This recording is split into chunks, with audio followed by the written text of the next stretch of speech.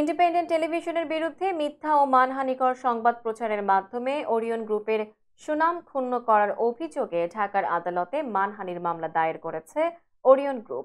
বৃহস্পতিবার ঢাকার চতুর্থ যুগ্ম জেলা জজ আদালতে 500 কোটি টাকার ক্ষতিপূরণ চেয়ে এই মামলা দায়ের করা হয়। মামলায় ইন্ডিপেন্ডেন্ট টেলিভিশনের পক্ষে এর প্রধান সম্পাদক ও প্রধান নির্বাহী মোহাম্মদ শামসুর রহমান এবং টেলিভিশনটির সংবাদকর্মী আব্দুল্লাহ রাফিকে বিবাদী করা হয়েছে।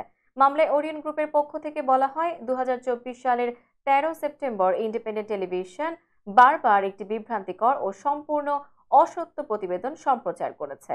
ওই প্রতিবেদনে মিথ্যা অভিযোগ করে বলা হয় যে 7টি বিদ্যুৎ কেন্দ্র থেকে সরকারকে কোনো বিদ্যুৎ না দিয়েও ওরিয়ন সরকারি অর্থ আত্মসাৎ ও বিদেশে অর্থ পাচার করেছে। ওরিয়ন গ্রুপ দৃঢ়ভাবে এসব ভিত্তিহীন অভিযোগ প্রত্যাখ্যান করেছে। এই কোম্পানি সবসময় জাতীয় নিয়ম নীতি পুরোপুরি মেনে ব্যবসা করেছে। বাংলাদেশের আরো শতাধিক বিদ্যুৎ উৎপাদনকারীদের মতো একই বিদ্যুৎ ক্রয় চুক্তি করেছে ওরিয়ন গ্রুপ। প্রতিশ্রুতি বজায় রেখে 2011 সাল থেকে ওরিয়ন তাদের 6টি অত্যাধুনিক, সাশ্রয়ী, পরিবেশ বান্ধব এবং সম্পূর্ণরূপে চালু বিদ্যুৎ কেন্দ্র থেকে জাতীয় গ্রিডে 16.9 বিলিয়ন কিলোওয়াট ঘন্টা বিদ্যুৎ সরবরাহ করেছে। বিদেশে টাকা পাচারের অভিযোগও সম্পূর্ণ ভিত্তিহীন। ওরিয়ন গ্রুপ নিশ্চিত করছে যে কোম্পানির নিজস্ব অর্থায়নে এবং স্থানীয় ও আন্তর্জাতিক আর্থিক প্রতিষ্ঠানের ঋণের সমন্বয়ে সমস্ত বিদ্যুৎ কেন্দ্র স্থাপন ও পরিচালনার অর্থায়ন করা হয়েছে।